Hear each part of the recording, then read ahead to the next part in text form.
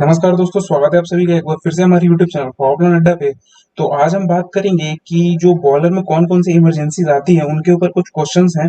तो उनके बारे में हम डिस्कशन करेंगे, कौन कौन से क्वेश्चंस हैं हमारे पास, और समझेंगे उन क्वेश्चन के बारे में। ओके, तो बिना किसी देर के चलिए वीडियो को स्टार्ट करते हैं।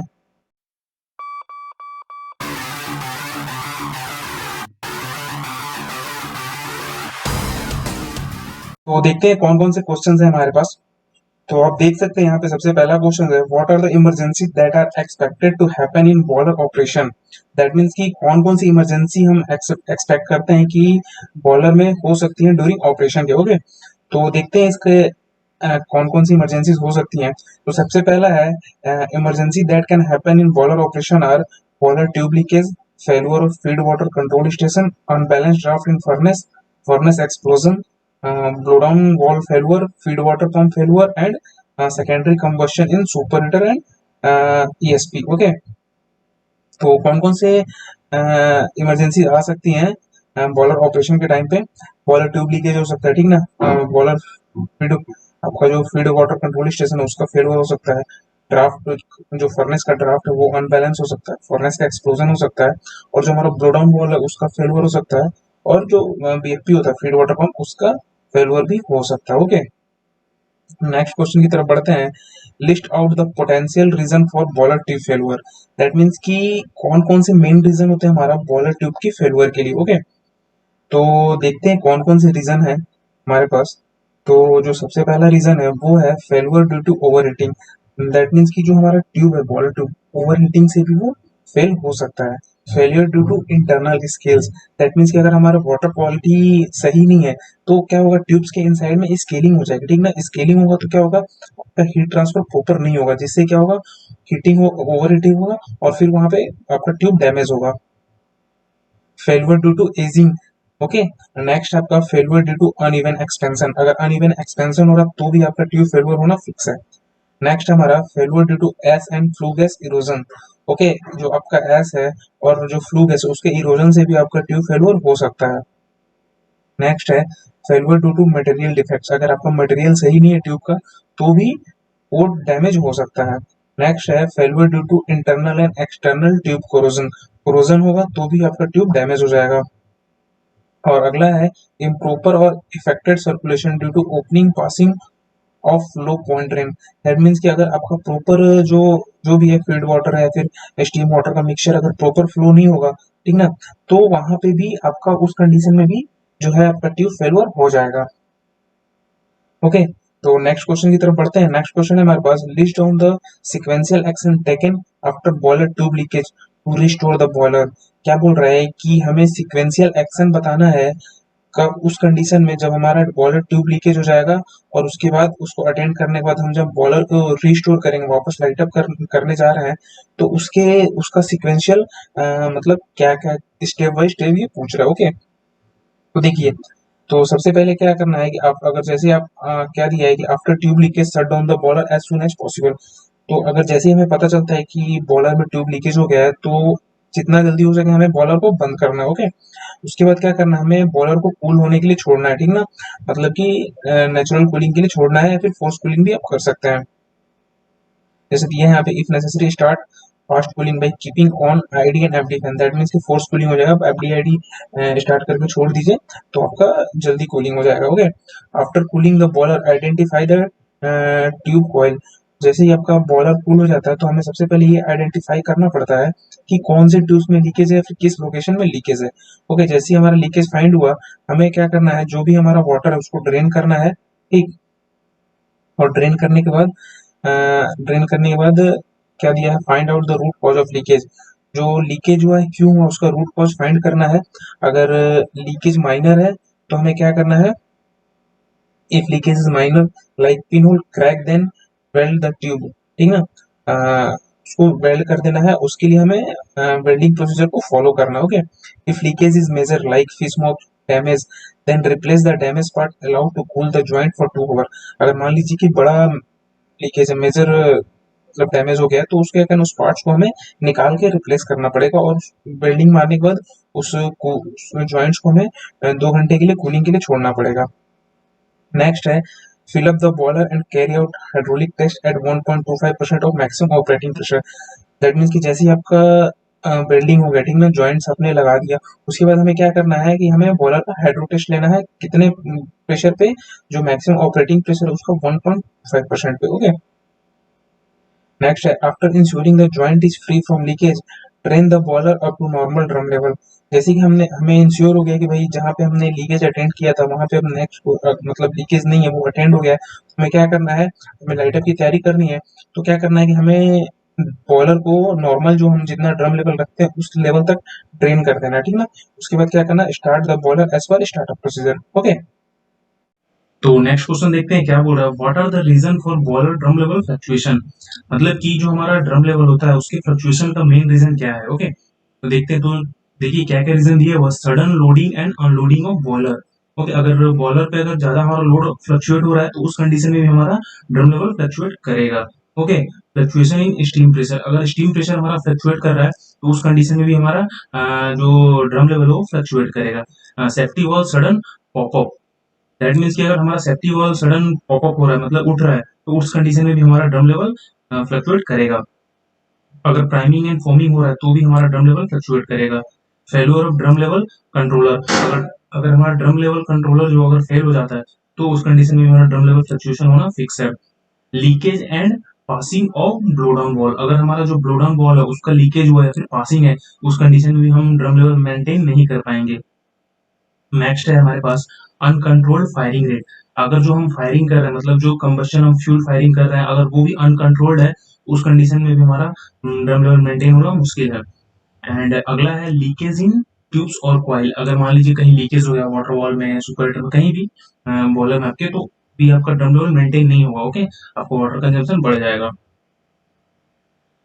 एंड अगला क्वेश्चन है हमारे पास, how do you handle a boiler if steam drum safety valve lift before lifting of super heater line safety valve. क्या बोल रहा है कि जो हमारा जो बॉयलर है, बॉयलर में अगर जो हमारा स्टीम ड्रम का सेफ्टी वॉल है वो अगर सुपर हीटर लाइन के सेफ्टी वॉल के पॉपअप होने से पहले ही पॉपअप हो जाए तो आप क्या करेंगे। ओके, तो इस कंडीशन में हमें क्या करना है, देखिए क्या आंसर दिया हुआ है हमारा, ड्रम सेफ्टी वॉल लिफ्टिंग में कॉजेज है failure of super heater coil due to less steam flow to coil. In such case, maintain sufficient steam flow to superheater coil by maintaining drum level normal by allowing more feed water flow into drum and reduce the firing rate and drum pressure for resetting drum safety valve quickly।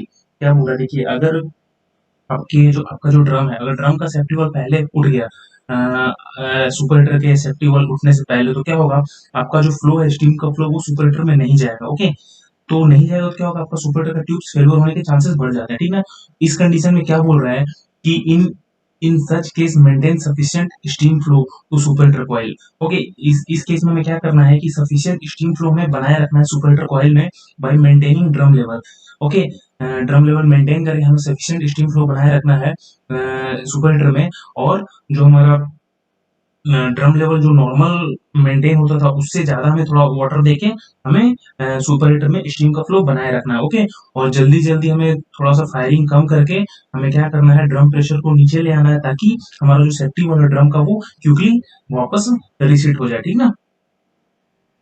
तो ये तो बात कर लिया हमने कि जो हमारा ड्रम का अगर सेफ्टी वाल्व पहले उठ जाता है सुपर हीटर सेफ्टी वाल्व उठने से पहले, तो हमें क्या करना है।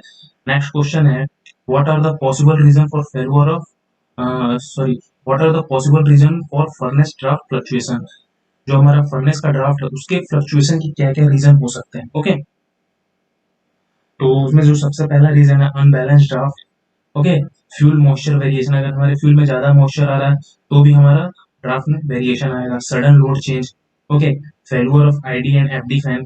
ओके, अगर दोनों फैन में से कोई एक फैन फेल हो जाता है, ओके, तो उस कंडीशन में हमारा ड्राफ्ट फ्लक्चुएट करेगा। Flue gas path choke generally in APH, अगर मान लीजिए हमारा फ्लू गैस पाथ चोक हो गया तो क्या होगा, हमारा आईडी का सक्शन जो है वो प्रॉपर नहीं हो पाएगा, तो भी क्या होगा, हमारा फर्नेस पॉजिटिव में जाएगा। Air air and flue gas leakage, अगर कहीं से लीकेज है, मान लीजिए कि हमारा किसी डक्ट में लीकेज है, ओके, या फिर आपका फ्लू गैस पाथ में लीकेज है, फिर एयर पाथ में लीकेज है, तो ऑब्वियस सी बात है हमारा ड्रम लेवल फ्लक्चुएट करेगा। ओके, लूज और improperly fitted fans guide veins.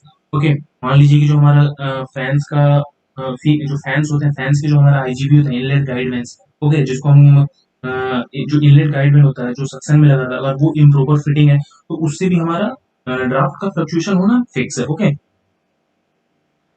Next है what action you will take if boiler blow down valve fail. अगर मान लीजिए कि आपका बॉयलर ब्लो डाउन वॉल जो है, ठीक ना, मान लीजिए सीबीडी एबीडी अगर कुछ फेल हो गया तो उस कंडीशन में आप क्या करेंगे? तो क्या करना है उस कंडीशन में? Allow more feed water to flow and maintain drum level. हमें क्या करना है उस कंडीशन में कि आपका वाटर का कंजम्पशन तो बढ़ जाना है, ठीक ना, क्योंकि आपको ड्रम लेवल मेंटेन करना ही करना है, तो उसके लिए आपको एक्स्ट्रा वाटर लगेगा। ओके, एंड नेक्स्ट है reduce the boiler load and check quantity of water flowing through the blow down line. हमें क्या करना है कि बॉयलर के लोड को रिड्यूस करना है और कितना क्वांटिटी का वाटर फ्लो हो रहा है ब्लो डाउन लाइन से वो हमें चेक करना है, ठीक है। If the water losses is less and acceptable, run the boiler till upcoming plant shut down. Okay, अगर जो हम चेक करेंगे उसमें कि हमें हमारा कितना वाटर फ्लो हो रहा है ब्लो डाउन लाइन से, ठीक ना, अगर वो विद इन लिमिट है, ठीक ना, विद इन लिमिट है, दैट मीन्स कि जो हमारा नेक्स्ट शटडाउन है, कोई भी हमारा शटडाउन प्लान है आगे आने के लिए, ठीक है, तो अगर वहां तक हम चला सकते हैं उसको तो ठीक है, हम चलाएंगे। ओके, अगर नॉट एक्सेप्टेबल, अगर मान लीजिए कि बहुत ज्यादा लीकेज हो रहा है, ठीक है, उस कंडीशन में हमें क्या करना है? बॉलर को शट डाउन करना है और रिपेयर करना है उस वॉल का। ओके, तो ये तो बात कर लिया हमने कि हम अगर हमारा ब्लो डाउन वॉल फेल हो जाता है तो उसमें हमें क्या एक्शन लेना है। नेक्स्ट क्वेश्चन है हमारे पास, what are the main causes for boiler explosion. That means कि जो हमारा बॉलर, सुना है कई बार कि बॉलर फट गया, ओके, या फिर बॉलर एक्सप्लोड हो गया, तो उसकी क्या क्या रीजन हो सकते हैं? ओके, तो देखते हैं। तो जो सबसे पहला रीजन दिया है unbalanced draft, high positive pressure. That means मान लीजिएगा अगर आपका जो फर्नेस का प्रेशर वो बहुत ज्यादा पॉजिटिव चला गया, ठीक ना, तो उस कंडीशन में भी आपका फर्नेस एक्सप्लोजन होगा। सेकेंडरी कंबस्टन, दैट मीन्स कि एक तो आपका फर्नेस में हो रहा और फर्नेस के बाद कहीं फ्लू के पास में आपका कहीं कंबस्टन हो रहा है तो वो भी एक्सप्लोजन का कारण बन सकता है। नेक्स्ट है अगर आपने जो बॉयलर का प्रोटेक्शन है इंटरलॉक अगर उसको बाईपास करके चला रहे हैं, ठीक ना, कई जगह प्लांट्स में होता है कि मतलब इंटरलॉक में प्रोटेक्शन बाईपास कर देते हैं। ओके, उस कंडीशन में क्या होता है कि आपका कुछ मेजर फॉल्ट होने के चांसेस बढ़ जाते हैं, ठीक ना। एंड नेक्स्ट आपका scale and corrosion of pressure parts, इससे भी आपके बॉयलर एक्सप्लोजन हो सकते हैं, ठीक है। नेक्स्ट क्वेश्चन की तरफ बढ़ते हैं, what are the causes of higher flue gas outlet temperature of boiler and how do you troubleshoot. क्या बोल रहा है कि जो हमारा फ्लू गैस का टेम्परेचर है बॉयलर आउटलेट पे वो हाई रहता है, उसका क्या रीजन है, उसको हम कैसे कम करेंगे? ओके, तो देखते हैं। Improper heat transfer economiser APH, clean economiser coil and APH to regularly maintain flue gas temperature as per manufacturer guide. क्या बोल रहा है कि अगर आपका ऊपर हीट ट्रांसफर नहीं हुआ कहाँ पे? इकोनोमाइजर और एपीएच में, तो ये भी एक रीजन हो सकता है, ठीक ना। तो इस रीजन को हमें कम करने के लिए हमें क्या करना है?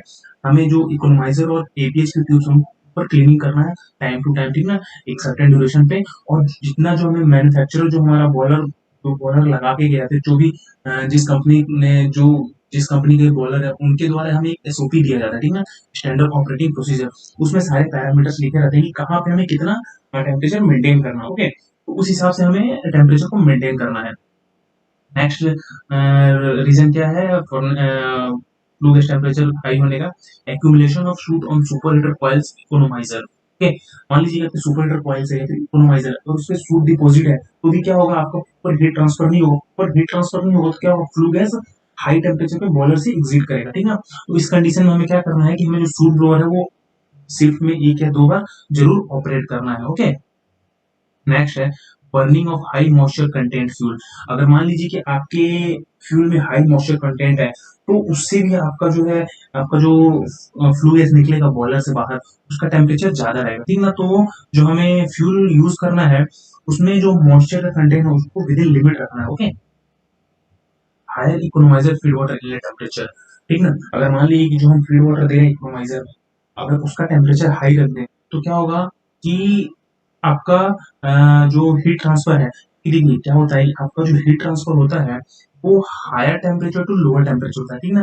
अगर मान लीजिए कि जो हमारा इकोनोमाइजर में फ्लू गैस जा रहा है उसका टेम्परेचर भी 300 डिग्री ही है सपोज दैट, ओके, और जो आपने फीड वाटर दिया वो भी 300 डिग्री से, तो क्या होगा? हीट ट्रांसफर तो होगा ही नहीं। तो आपका जो फ्लू गैस का टेम्परेचर है वो ऑब्वियस सी बात है कि जब बॉयलर से निकलेगा तो वो ज्यादा ही रहेगा, ठीक ना। तो हमें इसके लिए क्या करना है कि जो हम स्टीम फ्लो दे रहे हैं एचपी और एलपी हीटर को, उसमें हमें स्टीम फ्लो को थोड़ा सा रिड्यूस कर देना है, ठीक ना। क्या होगा कि आपका higher feed water temperature economiser inlet में नहीं जाएगा, नहीं जाएगा तो क्या होगा, वो जो फीड वाटर है वो फ्लू गैस के टेम्परेचर को एब्जॉर्ब कर लेगा। ओके, नेक्स्ट रीजन है excess heating surface of boiler. Okay, अगर मान लीजिए कि हीटिंग सरफेस जो है वो ज्यादा है, जितना हमें रिक्वायर्ड उससे ज्यादा है, तो भी आपका फ्लू गैस का जो टेम्परेचर है वो बॉयलर एग्जिट पे ज्यादा रहेगा, ठीक है। तो उसके लिए क्या करना है, हमें modify the boiler pressure parts design in consultant with manufacturer and designer. उसके लिए हमें क्या करना है कि वापस से उसको मतलब रीडिजाइन करना पड़ेगा, ठीक है, मैन्युफैक्चरर के साथ मिलके। ओके, तो नेक्स्ट क्वेश्चन की तरफ बढ़ते हैं। What are the problem do you comes what are the problem you do come across during sudden load cut off on boiler, how do you troubleshoot। क्या बोल रहा है, अगर मान लीजिए सडन लोड कट हो गया बॉयलर पे, ठीक ना, तो उससे क्या प्रॉब्लम होगी और उसको आपको कैसे ट्रबल शूट करना है। ओके, तो देखिए, सबसे पहला प्रॉब्लम आएगा कि आपका ड्रम लेवल लो होगा, ठीक ना, मे बी लो भी हो सकता है और ज्यादा भी हो सकता है, ठीक ना। उस कंडीशन में क्या करना है, increase feed water flow proportionally. जैसे हमारा ड्रम लेवल कम हुआ, हमें क्या करना है, हमें फीड वाटर बढ़ाना है। ओके, सेफ्टी वॉल लिफ्ट, अगर मान लीजिए सेफ्टी वॉल लिफ्ट होता है, उस कंडीशन में क्या करना है, drum level start to rise, so control feed water flow. ठीक है, जैसे हमारा सेफ्टी वॉल लिफ्ट होगा, क्या होगा, आपका स्टीम का फ्लो बढ़ जाएगा, ठीक ना। स्टीम का फ्लो बढ़ेगा, क्यों, क्योंकि आपका सेफ्टी वॉल से जो सेफ्टी वॉल पॉपअप हुआ है, तो उस कंडीशन में क्या होगा, स्टीम वहां से बाहर जाएगा, तो उस कंडीशन में आपका जो ड्रम का लेवल है वो बढ़ने लगेगा। तो उस कंडीशन में हमें क्या करना है, फीड वाटर को कंट्रोल करना है, ठीक ना। In case of drum safety valve lift, there may be chance of failure of super heater, ठीक ना। तो देखिए, अगर आपका मान लीजिए कि ड्रम का सेफ्टी वाल्व पहले उठ गया, तो उस कंडीशन में क्या होगा, आपका जो सुपर हीटर उसके कॉइल के फेलियर होने के चांसेस बढ़ जाते हैं, ठीक ना, due to less steam circulation, क्योंकि आपका जो स्टीम है वो तो ड्रम से ही बाहर निकल जा रहा है। ओके, तो सुपर हीटर में जाएगा ही नहीं, सुपर हीटर में नहीं जाएगा तो क्या करेगा, सुपर हीटर ट्यूब्स को डैमेज करेगा, ठीक ना, क्योंकि वहां पे हीट रहेगा और सुपर हीटर में आपका कोई कूलिंग मीडिया नहीं रहेगा, क्यों, क्योंकि आपका स्टीम फ्लो ही नहीं हो रहा है। ओके, सो हमें ट्राई करना है कि हमारा जो ड्रम लेवल वो मेंटेन हो जाए तुरंत, और जो हमारा सेफ्टी वॉल्व पॉपअप हुआ है ड्रम का वो वापस से रिसेट हो जाए। ओके, नेक्स्ट क्वेश्चन है, सॉरी, नेक्स्ट रीजन है फर्नेस ड्राफ्ट में बिकम अनबैलेंस। ओके, तो जो हमारा, अगर मान लीजिए कि अगर सडन आपका लोड कट होता है बॉलर पे, तो आपका फर्नेस ड्राफ्ट भी अनबैलेंस हो सकता है। तो उस कंडीशन में हमें क्या करना है कि maintain furnace draft by controlling ID and FD speed manually, ठीक है। जैसे ही हमारा ड्राफ्ट अनबैलेंस हो, तो उस कंडीशन में हमें आपका फर्नेस ड्राफ्ट को मेंटेन करना है आईडी एंड एफडी इन दोनों को मैनुअली लेके। हायर अ टेम्परेचर, तो उस कंडीशन में क्या होगा कि अगर जो आपका टेम्परेचर है वो भी ज्यादा लगने लगेगा, क्योंकि आपका टेम्परेचर बढ़ेगा। तो उस कंडीशन में हमें क्या करना है, reduce firing rate and temperature water flow. Okay, तो ये तो बात कर ली हमने कि क्या क्या रीजन होगा अगर सडन लोड कट ऑफ होता है बॉलर पे। ओके, नेक्स्ट क्वेश्चन की तरफ बढ़ते हैं। List down the causes and remedies of higher fuel consumption of boiler. क्या बोल रहा है कि हमारा जो, अगर मान लीजिए बॉयलर जो है, बॉयलर में अगर हायर फ्यूल कंजम्पशन हो रहा है, तो उसके क्या रीजन हो सकते हैं, उसको क्या सोल्यूशन है, तो देखते हैं। तो देखिए, अगर मान लीजिए कि हमारे बॉयलर में इनकम्प्लीट कंबस्शन हो रहा है, तो उस कंडीशन में भी हमारा हायर फ्यूल कंजम्पशन होगा। क्यों, क्योंकि जो हम फ्यूल दे रहे हैं वो इनकम्प्लीट कंबस्शन होगा, उससे हम पूरा हीट एब्जॉर्ब नहीं कर रहे हैं, तो क्या होगा कि वो अनबर्न निकलेगा। तो उस कंडीशन में हमारा ज्यादा फ्यूल हमें देना पड़ेगा। इसका, इसके लिए हमें क्या एक्शन लेना है, achieve proper and complete combustion, limit excess air and fuel moisture, maintain 3T of combustion. हमें क्या करना है कि हमें प्रॉपर कंबस्शन करना है, और एक्सेस एयर और जो फ्यूल का मॉइस्चर है उसको हमें लिमिट करना है, ठीक ना। क्या करना है, एक्सेस एयर एंड फ्यूल का जो मॉइस्चर है उसको विद इन लिमिट करना है, और maintain 3T of combustion. 3T क्या है, टाइम, टेम्परेचर और टर्बुलेंस, उसको हमें मेंटेन करना है। ओके, नेक्स्ट रीजन है low economiser inlet feed water temperature. ठीक, अगर मान लीजिए कि जो हम इकोनोमाइजर इनलेट में फीड वाटर देते हैं, अगर उसका टेम्परेचर हम कम कर दें, तो उस कंडीशन में हमारा फ्यूल का कंजम्पशन बढ़ जाएगा। ओके, तो इसलिए हमें क्या करना है कि जो हम फीड एचपी और एलपी हीटर है हमारा, उसमें ब्लीड का स्टीम को मेंटेन करना है, ताकि जो हमारा फीड वाटर का टेम्परेचर है वो कम ना हो। Okay, formation of suit on heat transfer surface, अगर मान लीजिए कि जो हमारे हीट ट्रांसफर सरफेस एरिया है, ठीक ना, अगर उनपे अगर सूट डिपॉजिट हो गया, तो वो क्या करेगा, आपका प्रॉपर हीट ट्रांसफर नहीं होगा, प्रॉपर हीट ट्रांसफर नहीं होगा, वो एक्सेस फ्यूल देना पड़ेगा, ठीक ना। तो हमें क्या करना है, अगर हमारा सूट डिपॉजिट ना हो, उसके लिए हमें बराबर मतलब शिफ्ट में एक या दो बार हमें सूट ड्रिल करवाना पड़ेगा, ठीक है। तो आज की वीडियो में बस इतना ही। आई होप ये सारे क्वेश्चंस आपको समझ में आ गए होंगे। वीडियो कैसा लगा जरूर बताएं, वीडियो को लाइक करें, चैनल सब्सक्राइब करें, दोस्तों के साथ जरूर शेयर करें।